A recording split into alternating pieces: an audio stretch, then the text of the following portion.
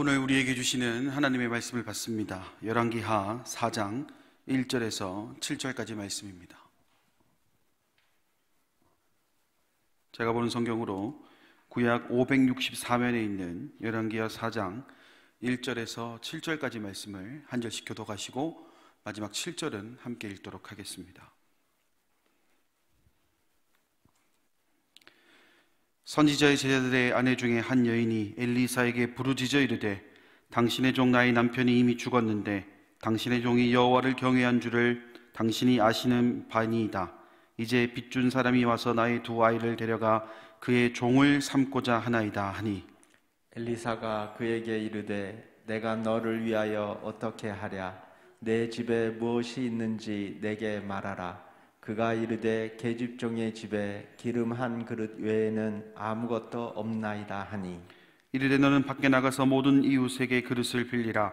빈 그릇을 빌리되 조금 빌리지 말고 너는 내 두 아들과 함께 들어가서 문을 닫고 그 모든 그릇에 기름을 부어서 차는 대로 옮겨 놓으라 하니라. 여인이 물러가서 그의 두 아들과 함께 문을 닫은 후에 그들은 그릇을 그에게로 가져오고 그는 부었더니 그릇에 다 찬지라.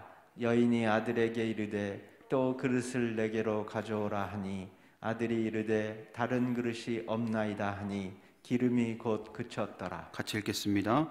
그 여인이 하나님의 사람에게 나아가서 말하니 그가 이르되 너는 가서 기름을 팔아 빚을 갚고 남은 것으로 너와 내 두 아들이 생활하라 하였더라. 아멘. 할렐루야. 오늘도 말씀 가운데 하나님의 은혜가 가득하길 간절히 소망합니다. 저는 아직 성지순례를 가보진 않았지만 다녀온 분들의 이야기를 들어보면 참 흥미로운 이야기들이 많습니다. 그 중에서도 사회에 대한 이야기를 듣고 있다 보면요, 제 귀를 의심할 만큼의 아주 획기적이고 또 아주 신기한 경험들을 할 수 있다라는 사실이죠. 다녀오신 분들이나 그렇지 않은 분들이나 공통적으로 알고 있는 사실 중에 하나가 뭐가 있냐면 사회는 염도가 높다라는 겁니다. 그러다 보니 사람이든 물건이든 쉽게 가라앉지 않는다라는 것이죠. 그러다 보니 우리 생각에는 좀 다른 바다들에 비해서는 좀 안전할 것이다 라는 생각이 들게 됩니다. 하지만 사해를 방문하게 되어 물에 입수하기 전에 지켜야 될 안전수칙에 대한 걸 듣다 보면요, 좀 고개를 갸우뚱하게 합니다. 뭐냐? 그것은 사해에서는 절대로 헤엄을 쳐서는 안 된다는 겁니다.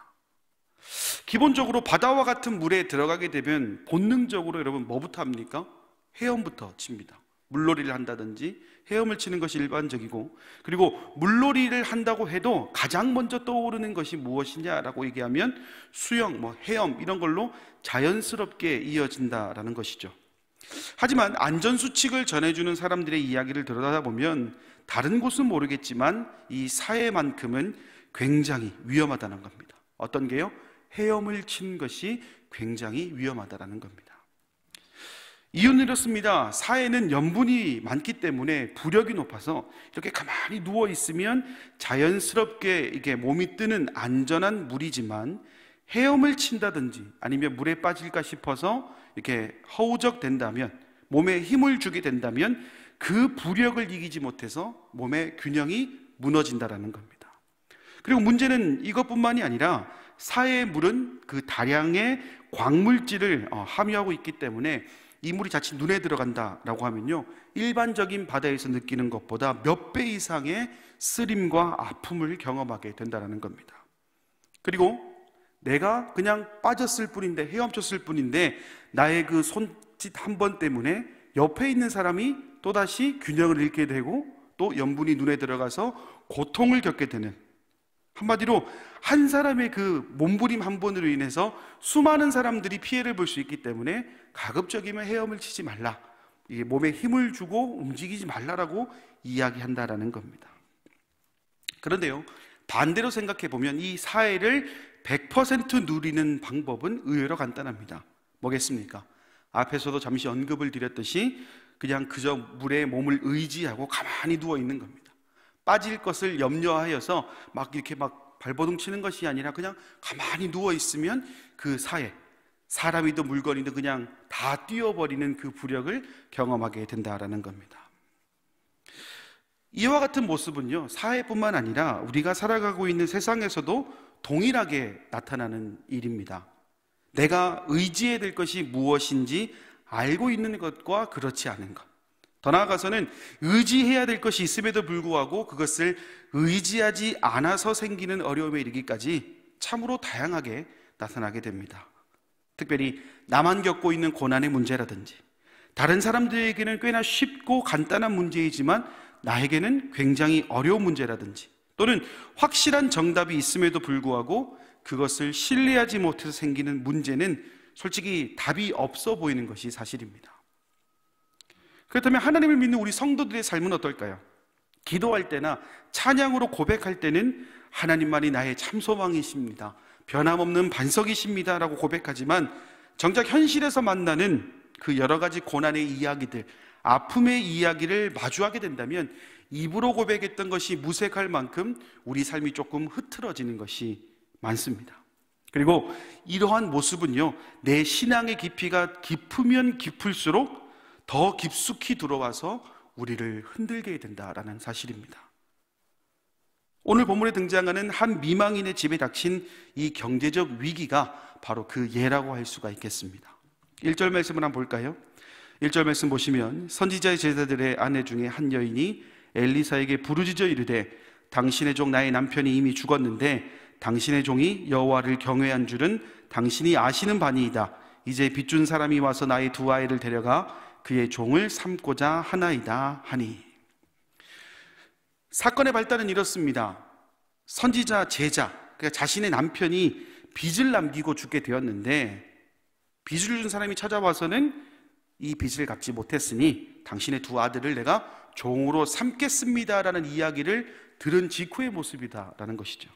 실제로 율법을 보면요, 채무자가 빚을 갚지 못했을 경우에는 채무자 또는 그의 자녀를 6년간 종으로 삼을 수 있도록 법으로 되어 있답니다. 그렇다는 것은 이 빚을 준 사람이 와서 당신의 두 아이들을 내가 종으로 삼겠습니다 라고 얘기하는 것은요, 어쩌면 당연한 권리를 행사하고 있다라는 사실이죠. 하지만 반대로 선지자의 그 아내, 미망인 입장에서는 어떻겠습니까? 안 그래도 남편을 잃게 되어서 경제적 활동도 어려워지고 일종의 고립된 상태에 놓이게 되었는데, 설상가상 그의 아들들까지 종으로 나가게 생겼으니 이 얼마나 답답한 일일 수밖에 없냐라는 겁니다. 여기까지 보면 참 안타깝습니다. 그 어떤 것으로도 위로가 되지 않습니다. 여러분 생각해 보십시오. 선지자의 제자가 빚을 졌다는 것, 그만큼 경제적으로 힘들었다는 겁니다. 자, 선지자의 제자가 하는 일이 무엇일까요? 하나님의 일을 감당하기 위해서 훈련의 과정이 있었습니다. 훈련의 과정을 겪으면서 스스로는 어떤 생각을 했을까요? 하나님이 우리 가족을 지켜줄 것이고 나도 하나님이 나를 지켜주실 것이다 라는 그런 기대감이 없었겠습니까? 그런데 그런 기대감이 있었음에도 불구하고 다른 사람에게 오죽했으면 돈을 빌렸겠냐라는 겁니다. 그만큼 힘들었다는 사실이죠. 그리고 그것으로 끝났으면 참 좋았을 것인데 지금 어떻게 기록하고 있습니까? 그 선지자의 제자가 생을 마감했다라고 성경은 말하고 있습니다. 여러분, 얼마나 안타까운, 말로 표현할 수 없는 안타까움이 여기에 지금 다 모여 있습니다. 이 모습을 지켜보는 일반 성도들의 모습은 마음은 또 어떻겠습니까? 납득하기 어려운 일 아니겠습니까? 하나님의 말씀을 전하고 그 속에서 삶의 의미와 행복을 찾을 수 있도록 도와주는 것이 주의 종들인데, 그런 사람이 정작 자신의 삶에서 행복을 찾지 못한다면 아마 일반적인 성도들 입장에서도 큰 혼란을 야기할 수밖에 없는 사건이라는 것이죠. 더군다나 성경은 뭐라고 얘기하고 있냐면, 엘리사도 알고 있을 만큼 하나님을 경외했던 사람이다라고 우리는 보고 있기 때문에 이 사람에게 임한 고난이, 그 고난이 우리에게 주는 충격은 이루 말할 수 없다는 사실입니다. 이 사건을 두고 여러 가지 의견을 가질 수 있을 것 같습니다. 첫 번째는 그리스도인이니까 고난은 당연한 것 아닌가 라고 생각하는 부류가 있을 것이고요, 또 한 부류는 그래도 하나님께서 책임져 주셔야 되는 거 아닌가, 그냥 너무 불쌍하게 내버려 두신 게 아닌가 라고 생각하는 이 두 가지 부류로 나눌 수 있을 것 같습니다. 물론 이 두 부류의 주장 틀린 말은 아닌 것 같습니다. 그리스도의 고난은 사도 바울의 고백에서도 나타나듯이 고난을 받을 수밖에 없는 존재가 그리스도인이고, 또 한편으로는 그럼에도 우리가 이 땅에서 천국을 사모하기 위해서는 전적인 하나님의 은혜가 있어야 된다는 것 역시 그리스도인에게 꼭 필요한 부분이기 때문에 이 두 사실 전부 다 틀린 말이라고 할 수는 없을 것 같습니다. 그런데 여러분, 만약에 이 사건의 주인공이 여러분이라면 어떻겠습니까? 이 상황이 되었을 때에 과연 여러분은 어떤 생각과 판단을 하시겠습니까? 아마 쉽게 이렇습니다라고 고백하실 수 있는 분 아마 없지 않을까 싶습니다. 정작 지금 말씀을 전하고 있는 저조차도요, 이 상황에 놓였을 때에 긍정적인 고백이 나타날 수 있을까 몇 번을 되물어봤지만 저 역시도 쉽지 않았다라는 겁니다. 그런데 여러분, 우리가 이런 고난을 앞에 둔 상황에서 우리가 반드시 기억해야 될 한 가지가 있습니다. 그것이 무엇이냐? 그것은요, 하나님께서 우리가 하나님을 믿을 때 하나님이 함께하면 어떤 역경도 겪지 않고 시험거리가 없는 그런 삶을 살아가게 해줄 것이다 라고 약속하신 적이 없다라는 겁니다. 더 나아가서는요, 우리를 부르신 것은요, 우리로 하여금 이 땅에서 호의호식하며 영광을 누리라 라는 그런 목적으로 우리를 이 땅에 부르신 적이 없으시다라는 겁니다.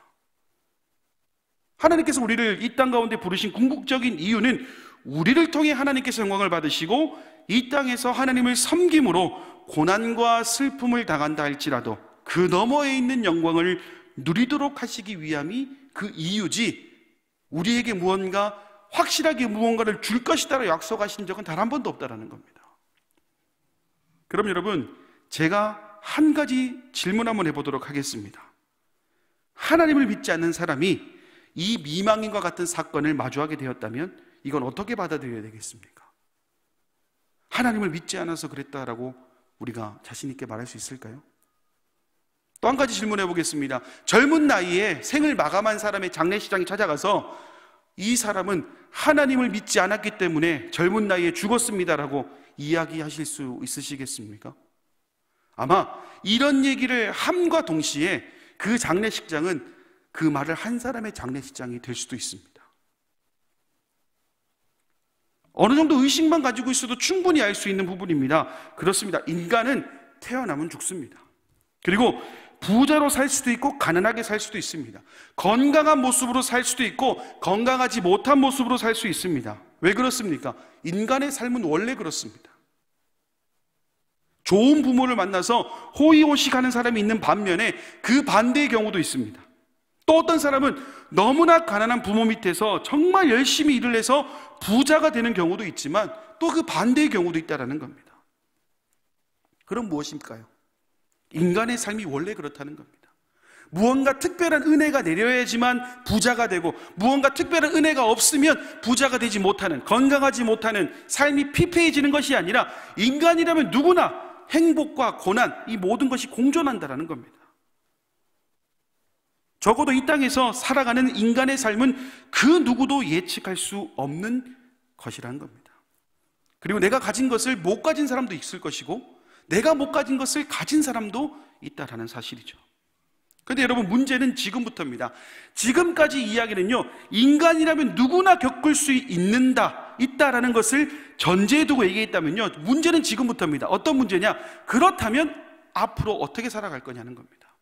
인간이라면 누구나 고난을 받고 어떨 때는 행복하고 어떨 때는 고난을 받는데 문제는 고난을 받은 이후에 내가 어떻게 살아갈 것인가 하는 부분이라는 점이죠. 누구나 겪을 수 있는 수만 가지의 경우의 수, 고난이라는 것을 마주했을 때에 어떤 행동을 취하느냐. 반대의 경우도 마찬가지입니다. 다시 본문으로 한번 돌아와 보겠습니다. 1절 중반부를 보시면 당신의 종이 여호와를 경외한 줄은 당신이 아시는 바니이다. 자, 여러분, 여기서 말하는 당신이 아시는 바니이다라는 표현은요, 단순히 소문으로 듣거나 피상적으로 아는 정도가 아니라 경험을 통해서 확실히 알고 있다라는 표현입니다.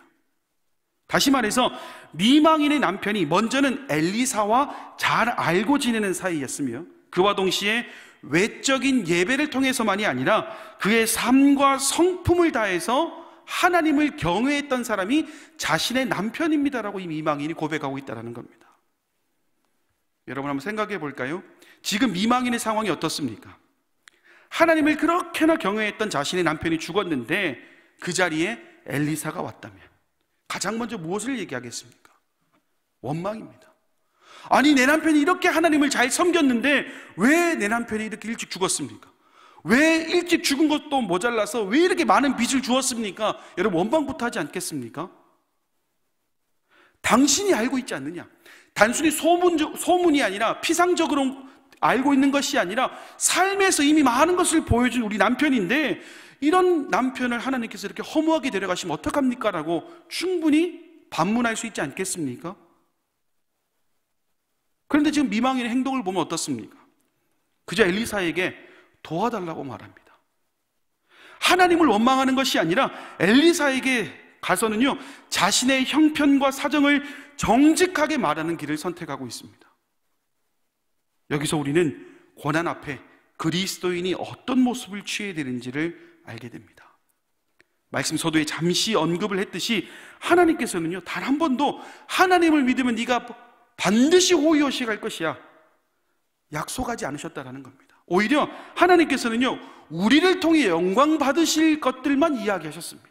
내가 너를 통해 영광을 받을 것이다, 네가 나를 높여주면 내가 그것으로 영광을 받으실 것이다 약속하신 분이지 호의호식할 것이다 약속하신 분이 아니라는 점입니다. 이 말의 의미가 무엇일까요? 결국 우리의 삶은요, 우리의 뜻대로 흘러가는 것이 아니라 하나님의 뜻대로 흘러가는 것임을 인정해야 된다는 겁니다. 다시 말해서 내가 지금 어떤 상황에 놓이게 되든지 그것은 전적으로 하나님의 절대적인 주권과 섭리에 의한 것임을 인정해야 된다는 것이죠. 오늘 본문에 등장하는 미망인이 바로 그러한 모습을 보이고 있다는 겁니다. 남편이 죽은 것 너무나도 비통한 일입니다. 거기다가 빚까지 떠안았습니다. 두 아들을 종으로 보내야 되는 상황입니다. 여러분 얼마나 힘들겠습니까? 하지만 이 미망인은 그것에 대해 하나님의 절대적인 주권과 섭리에 의해 이미 일어난 일임을 인정하고 있는 것이죠. 그리고 그것을 인정하는 것과 동시에 그 상황을 헤쳐나갈 수 있는 방법을 간구하고 있습니다. 어떻게 해요? 엘리사에게 자신의 형편을 다 이야기합니다. 남편을 잃어서 슬픕니다가 아니라 내가 지금부터 살아가야 되는데 나에겐 도무지 방법이 없습니다. 나에게 방법을 좀 알려주십시오.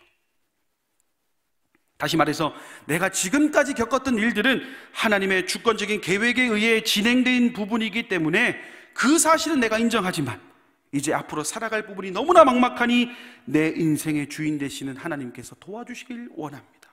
이러한 고백을 지금 이 미망인이 하고 있다는 겁니다. 사랑하는 여러분, 우리는요 고난 앞에 너무나도 쉽게 넘어지고 마는 나약한 존재입니다. 이는 하나님을 믿고 안 믿고의 문제가 아니라 인간은 누구나 연약합니다. 그러나 그리스도인은 그것을 뛰어넘어야 됩니다. 왜요?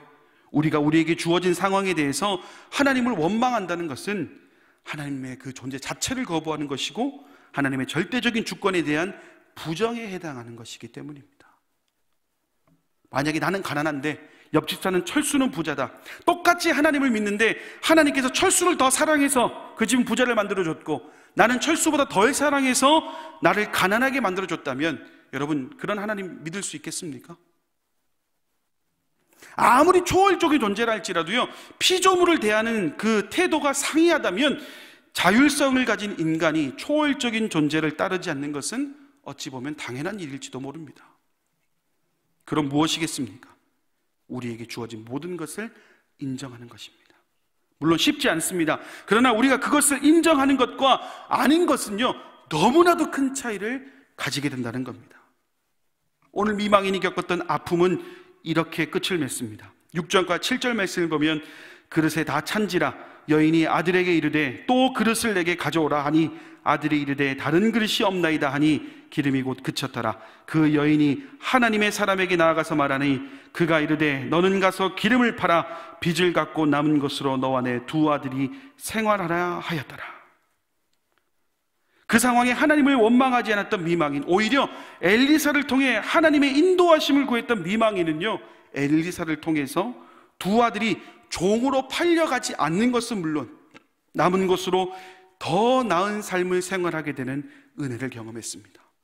만약에 엘리사에게 나아가지 않고 불평불만하면서 내 삶이 왜 이렇습니까? 왜 이렇습니까? 했다면 과연 이 결과를 볼 수 있었을까요? 사랑하는 여러분, 어쩌면 이 결과를 보고도 인정하지 못할 수 있습니다. 목사님, 나는 그렇게 살아왔는데 내 인생에는 변화가 없는데요, 여전히 힘든데요? 라고 말씀하시는 분도 계실 겁니다. 저 역시도 이런 반문을 하는 일이 생길지도 모릅니다. 하지만 성경은 말합니다. 출애굽기 14장 13절 말씀에 너희는 두려워하지 말고 가만히 서서 여호와께서 오늘 너희를 위하여 행하시는 구원을 보라. 아멘 하십니까? 출애굽하여 고난을 겪는 이스라엘 백성들, 그리고 오늘 본문에 등장하는 미망인이 할 수 있었던 것은 단 한 가지, 오로지 여호와께서 오늘 나를 위하여 행하실 그 구원을 보는 것, 그것이 전부였습니다. 말로만 전부가 아니라 실제로 광야에 의지할 만한 것이 무엇이 있겠습니까? 광야에 있는 것이라고는요, 나를 괴롭히고 어렵게 하는 것만 있지 그 어느 것도 나를 구하고 행복하게 하는 것은 없습니다. 어쩌면 광야와 같은 세상에서 하나님을 의지하라는 말이 너무나도 당연하고 형식적인 말로 보일 수 있겠지만, 어디 이 세상에 하나님 말고 전적으로 내 편을 들어주는 그 존재가 과연 있습니까? 그렇기 때문에 지금 우리에게 필요한 것은 지금을 살게 하는 힘, 바로 His will, 주님의 뜻인 줄 믿습니다. 오늘 저 여러분을 위하여 행하시는 그 구원, 그것을 바라보게 하는 힘이 바로 주의 뜻을 따라 살아가는 것인 줄 믿습니다. 물론 어렵습니다. 견디기 힘든 고난 앞에 여호와께서 오늘 너희를 위하여 행하시는 구원을 보라 말하는 그 사람의 뺨을 한 대 때릴 만큼, 때리고 싶은 마음이 들 만큼 내 인생은 고달픕니다. 그러나 우리는 그리스도인임을 기억하십시오. 그렇기 때문에 우리가 할 수 있는 것은 두려워하지 말고 가만히 서서 여호와께서 오늘 우리를 위하여 행하신 그 구원을 바라볼 수 있어야 됩니다. 그리고 하나님께서는 하나님의 자리를 그냥 내버려 두시지 않습니다. 오늘 미망인이 엘리사를 통해 받았던 그 기름의 축복처럼 오늘 함께 말씀을 나누는 저 여러분의 삶에서 그 지금을 살게 하는 주님의 뜻을 따라갈 때에 우리도 이와 같은 은혜와 축복을 경험하게 될 줄 믿습니다. 이제 우리는 또다시 세상으로 나아갑니다. 그곳에서 만나는 삶의 여러 가지 일들이 오늘의 다짐을 무색하게 할 만큼 또 아픔으로 다가오게 될 겁니다. 또 공격해 들어올 겁니다. 나를 가만히 내버려 두지 않을 겁니다. 그럴 때 오늘 나누었던 말씀을 다시 한번 생각할 수 있기를 바랍니다. 지금을 살게 하는 힘은 바로 주님밖에 없다라는 사실 말입니다. 저는 오늘 이 찬양을 통해 말씀을 마무리하려고 합니다. 내 삶은요, 가만히 생각해 보면 그저 드러나는 게 하나도 없습니다. 그러나 그럼에도 불구하고 내 삶이 공허하지 않는 이유가 분명히 있습니다. 내가 정말 가난하고 가진 것이 없지만 그것을 부족하지 않게 하시는 분이 계십니다. 고난 중에도 견디게 하시고 실패해도 다시 일어설 수 있게 하는 그 분이 계십니다. 바로 오늘 말씀에서 미망인이 의지했던 그 하나님, 그 하나님이 미망인만의 하나님이 아니라 오늘 저와 여러분의 하나님인 줄 믿습니다. 오늘 제가 찬양으로 말씀을 마무리할 텐데요, 찬양이 좀 어려울 수 있습니다. 하지만 찬양의 가사를 한 땀 한 땀 마음에 새기시면서 오늘 말씀을 함께 은혜로 고백할 수 있었으면 좋겠습니다.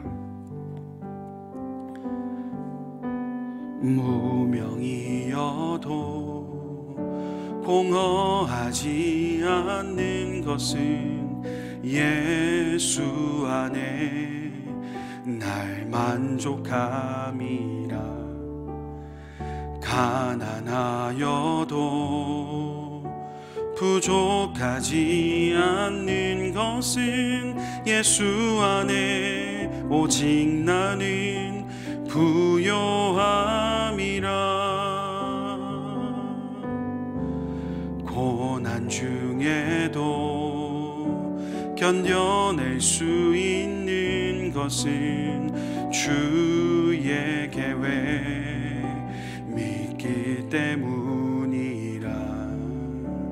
실패 패하여도 일어설 수 있는 것은 예수 안에 오직 나는 승리함이라. 난 예수로 충만하네. 난 예수로 충만하네. 난 예수로 충만하네. 영원한 왕 내 안에 살아 계시네. 내 몸이 약해도 낙심하지 않는 것은 예수 안에 난 완전함이라.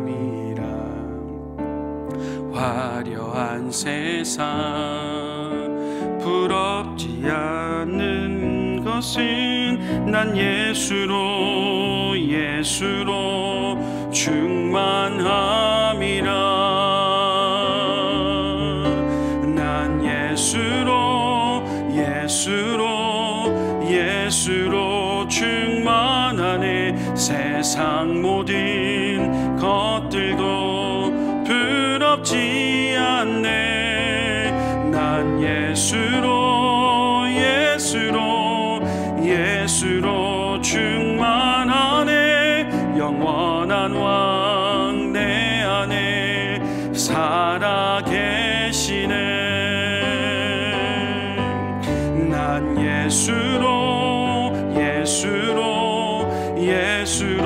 충만하네. 세상 모든 풍파도 두렵지 않네. 난 예수로 충만하네. 영원한 왕 내 안에 살아 계시네. 영원한 왕 내 안에 살아 계시네. 함께 기도하겠습니다. 자비로우신 아버지 하나님, 너무나 주님 때문에 행복한 삶을 살고 있다고 고백하고 있지만 삶에서 만나게 된 여러 가지 어려움들, 그 고난들은 내가 정말 그리스도인이 맞나 싶을 정도로 나를 흔드는 것들 뿐입니다. 오늘 본문에 등장하는 미망인도 우리와 똑같은 감정을 느꼈을 것 같습니다. 그러나 그 미망인의 선택은 그럼에도 불구하고 하나님을 선택했습니다. 지금 자신을 살게 하는 것은 오로지 하나님임을 고백했기 때문에 그녀의 선택은 엘리사에게 자신의 모든 상황을 내어놓고 하나님의 힘을 구하는 것이었습니다. 그리고 그때 그 미망인을 살리신 하나님이 오늘 우리와도 함께 하신 줄 믿습니다. 혹여나 삶의 여러 가지 어려움과 또 고난을 겪고 있는 성도들이 있다면 주님, 오늘 이 말씀을 통해서 다시 한번 일어설 수 있도록 인도해 주시고 내 안에 살아계시는 영원한 왕 예수 그리스도로 충만한 인생 살아갈 수 있도록 인도하여 주시옵소서. 비록 내 인생은 무명이고 내 인생에 고난밖에 없다 할지라도 그것을 일으켜 세우시는 그 주님의 힘이, 주님의 뜻이 우리 가운데 있는 줄 믿습니다. 지금까지 내 삶은 인간이라면 누구나 경험할 수 있는 삶이었다면 지금부터는 그리스도인으로 살아가는, 진정한 그리스도인으로 살아가는 우리 가자공동체 모든 성도들이 될 수 있도록 인도하여 주시옵소서. 모든 말씀 예수님의 이름으로 기도드립니다. 아멘.